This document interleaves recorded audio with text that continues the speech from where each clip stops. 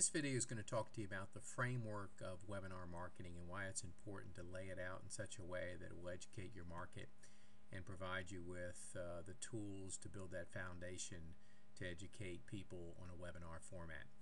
First and foremost, the webinar is good for selling one-on-many, so you can leverage yourself in such a way that one-on-one takes a lot of time. Webinars allow you to educate more people and provide more prospects to be that can learn from what you have to offer. You can also provide webinars on demand, so you can record them, and then when people want to access them, they can be available.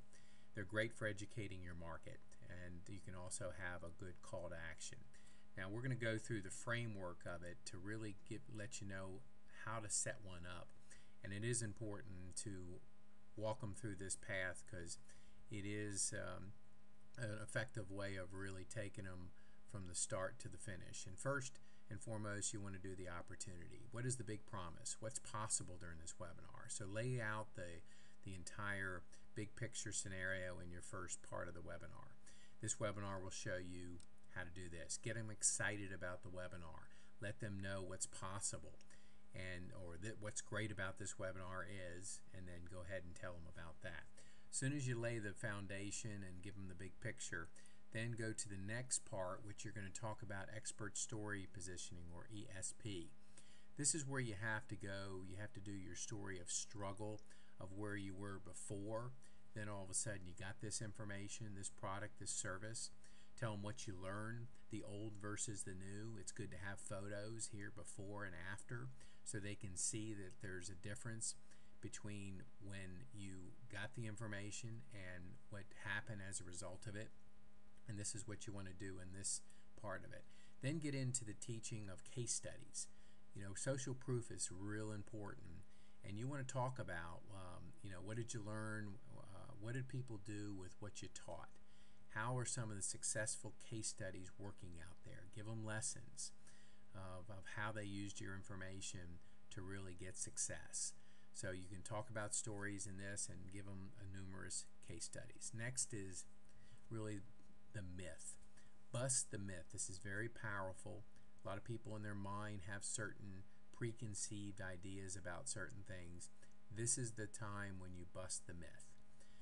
Let me break it down with this. An example might be, people say video is so complicated. However, with screencast video, with flip cameras, with iPhones, it's now more possible for people to use video than ever before, and it's less costly. So break that myth. Could be about building a list. You know, businesses need to build a list. It's not that difficult to do, and here's how you do it. So, bust those myths. Talk to them about how they're able to really take in their mind a myth and break it.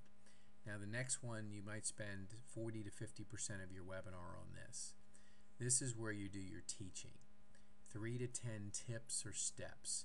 Really get into adding value and teach them during this part of the webinar.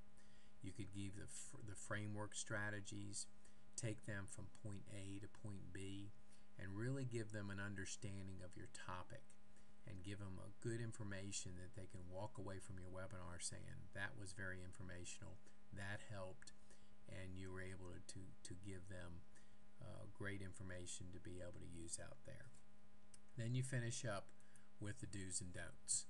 Now in this part of it, the last part, you want to talk about some of the things you need to do, kind of a recap thing. Do this and you will find this. Talk about the don'ts.